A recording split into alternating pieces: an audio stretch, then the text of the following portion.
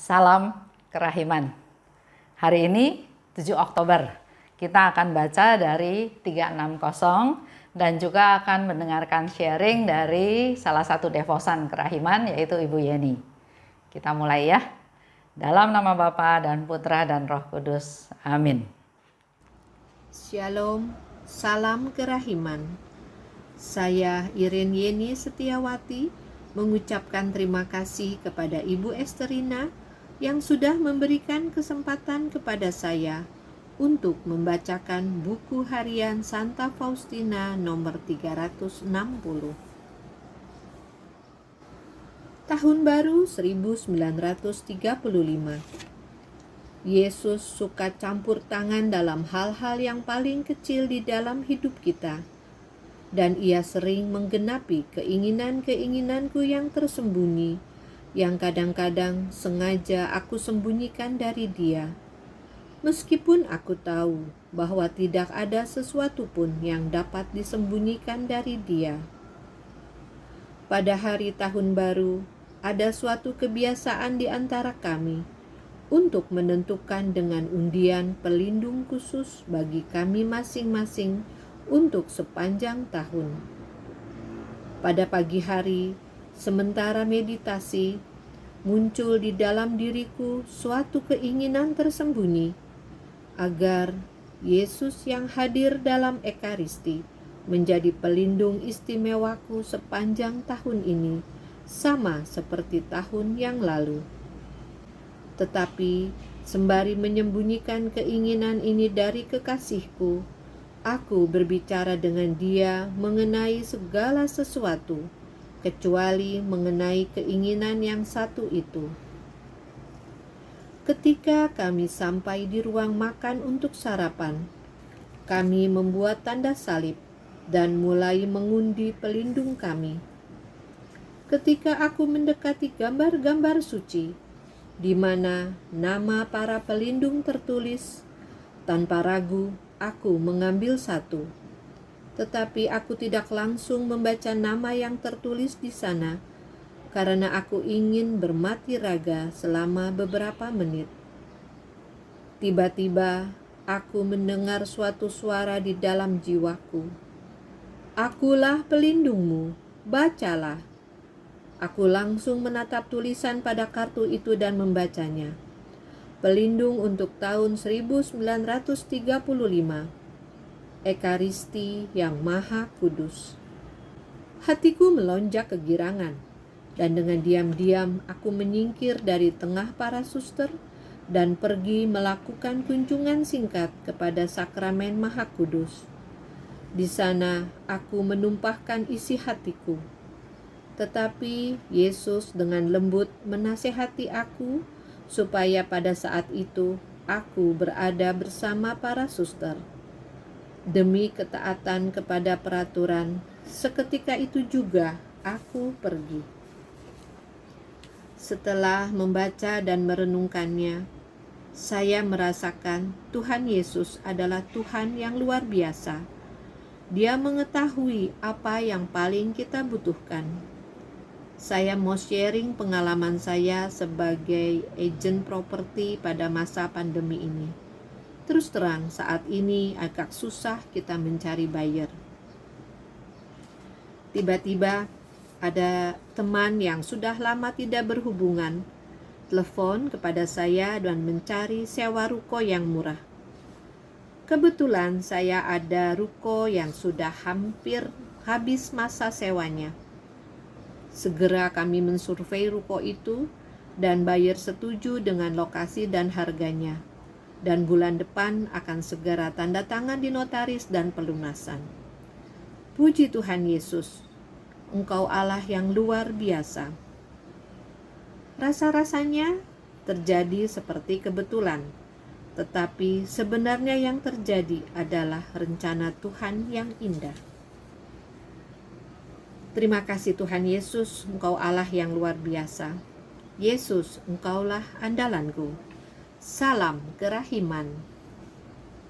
Ya, itu tadi sharing dari Ibu Yeni ya, devosan kerahiman dari Stella Maris Floyd.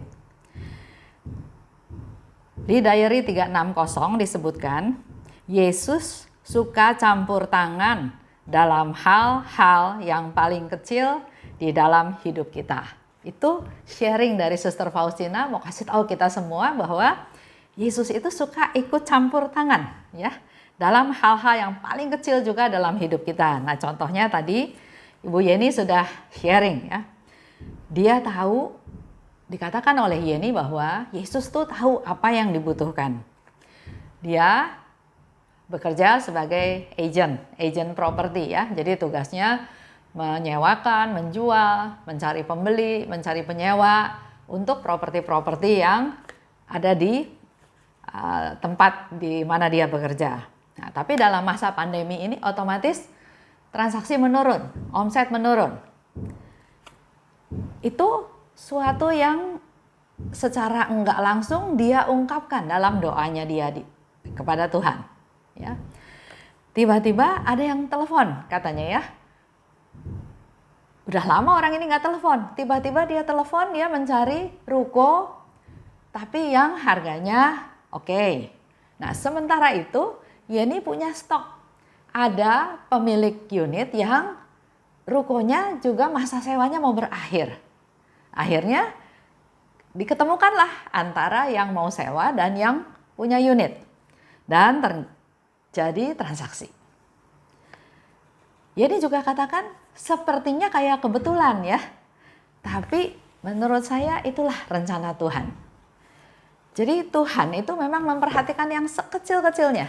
Dengan satu transaksi, satu ungkapan, satu sharing, satu harapan, mungkin Yeni berharap, waduh masa pandemi ini transaksi saya, omset saya kecil.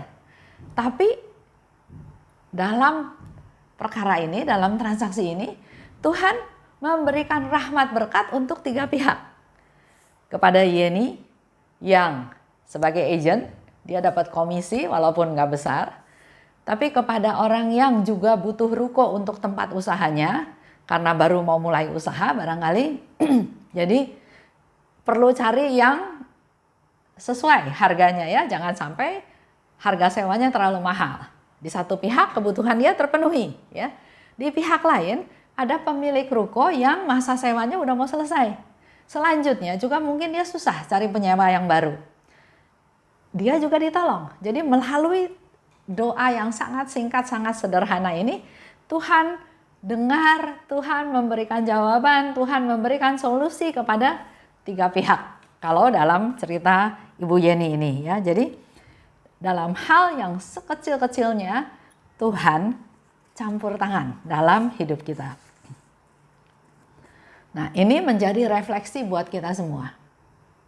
Apakah kita hanya berdoa pada Tuhan kalau masalahnya udah besar, udah nggak ada solusi lagi?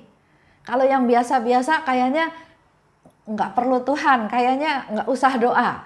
Di sini menjadi satu contoh bagaimana Ibu Yeni berdoa kepada Tuhan dan bagaimana yang dikatakan oleh Suster Faustina ini dinyatakan. Ternyata bukan hanya kata-kata Faustina aja, tapi memang betul Yesus campur tangan, suka campur tangan dalam hal-hal yang paling kecil dalam hidup kita. Itu bicara tentang pekerjaan, bicara tentang bisnis ya, bicara tentang keadaan ekonomi.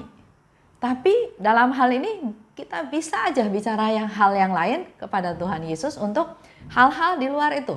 Mungkin dalam keluarga, mungkin dengan anak-anak. Selama masa pandemi kita punya banyak waktu untuk memperhatikan keluarga kita.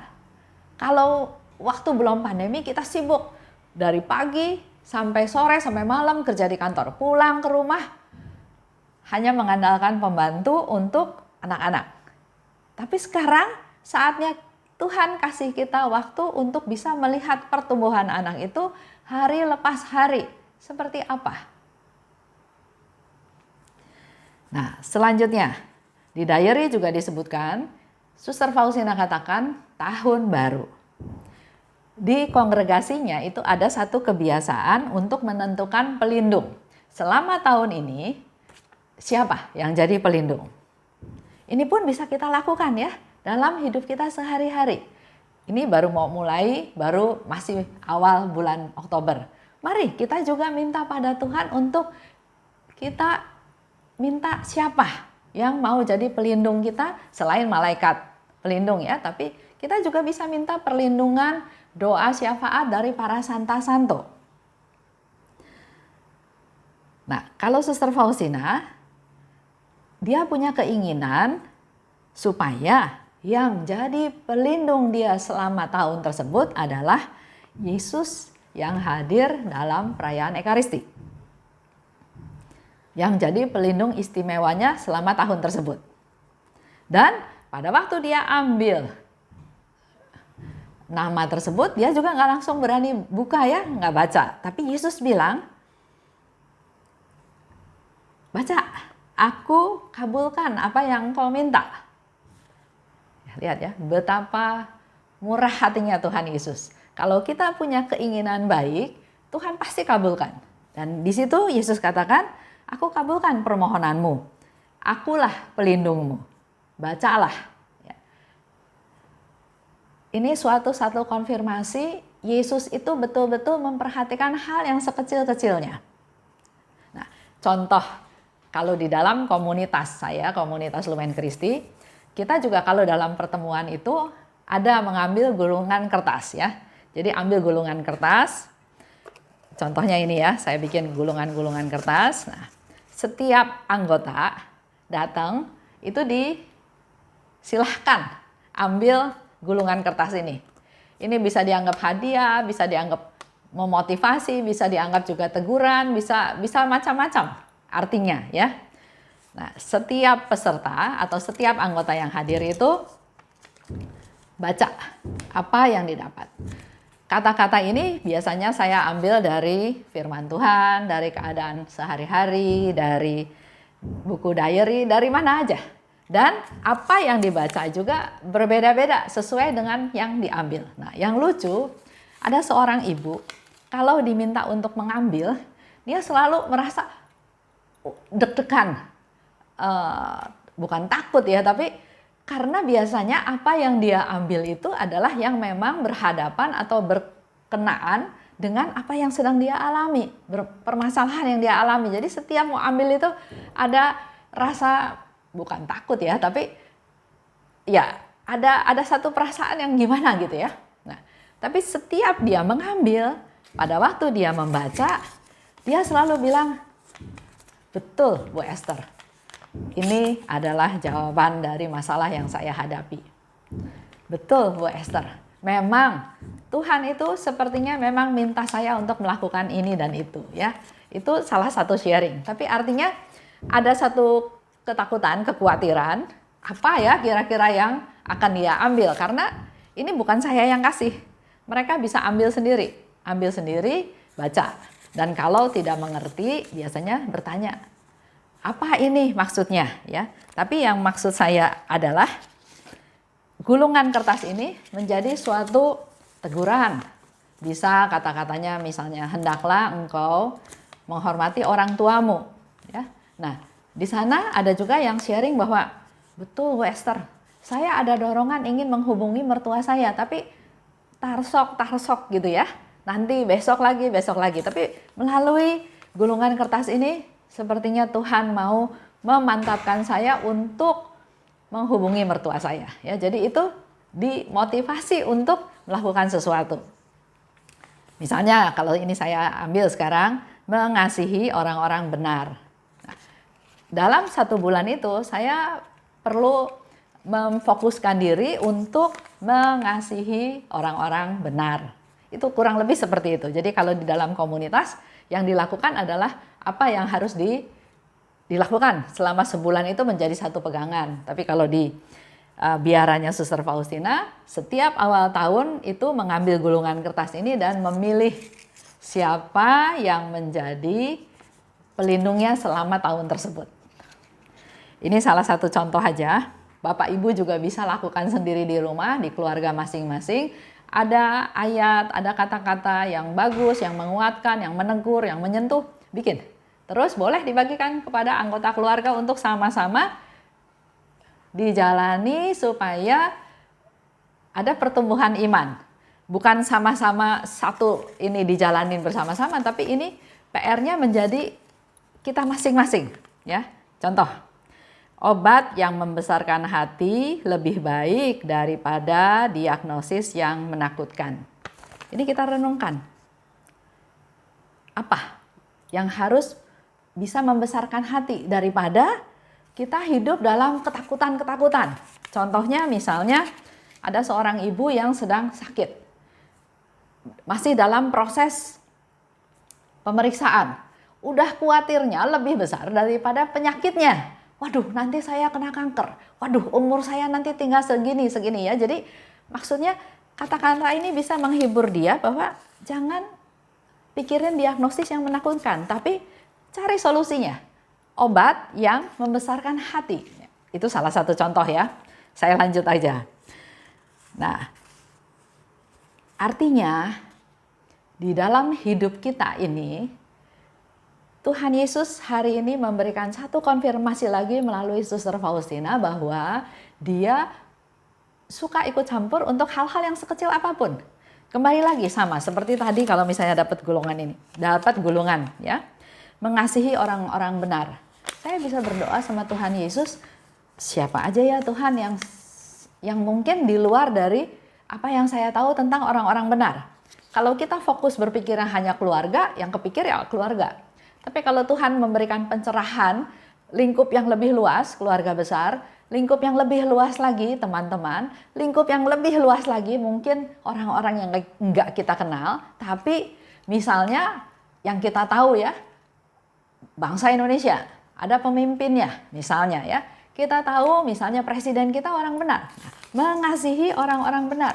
Kita jadi berdoa, tadinya enggak fokus jadi bisa berdoa. Jadi itulah contoh di mana apa yang kita dapat bisa menjadi lebih arahan untuk apa yang kita lakukan. Tapi dalam hal ini saya cuma mau cerita bahwa Bapak Ibu jangan khawatir untuk bercerita kepada Tuhan, mengandalkan Tuhan, datang pada Tuhan.